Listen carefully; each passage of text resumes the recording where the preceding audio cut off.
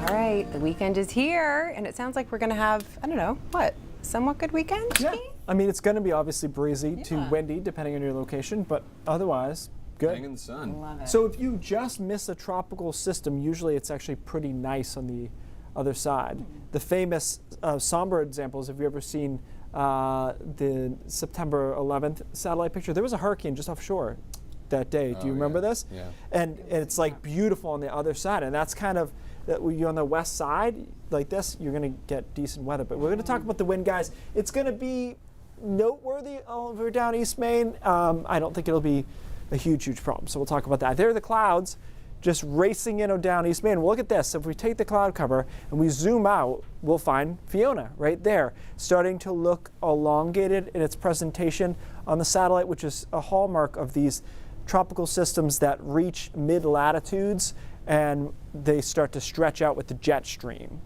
This is a story, a long conversation, but there's not much of a jet stream influence near the tropics, so they don't get stretched out. They get into the jet stream, they do, and that's why they tend to have a harder time holding together when they get up here, amongst other reasons. So tonight, temperatures in the 40s, couple of 30s too. There's Fiona right there tomorrow morning. Clouds over down east and northern Maine, probably to the mid-coast.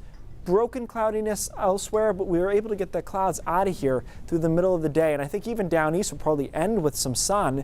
Temperatures in the 60s. So except for the wind, it's actually pretty nice.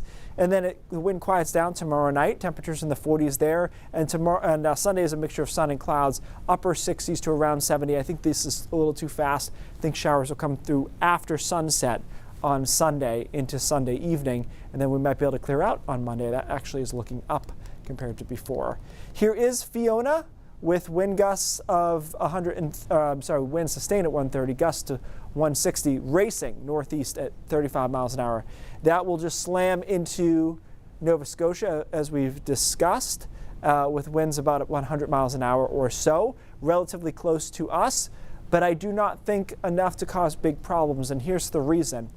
I think wind gusts will be around 45 miles an hour, which is certainly strong, but nothing that down east hasn't seen before, not had major issues with, in addition to the fact that the winds will be out of the northwest, not coming in out over the ocean where there's no friction, so these winds get slowed down typically as they're out over the land and they're going downhill like this. So I think it will be windy. There will be some power outages. I don't think this is going to be a huge deal, though, as far as that goes, and the high wind warning is in effect from the National Weather Service. I think it makes sense, but again, I don't think there's a ton of power outages here. Next system, Tropical Depression 9 right now. This one looks dangerous. Going to enter into the Gulf. Once it gets in the Gulf, it's going to hit something. So Florida right now is the favored location, and then see what happens after that. That's next week. That'll be a big national story, I think, guys, because we haven't had much activity. All of a sudden, we're turning it on. That happens.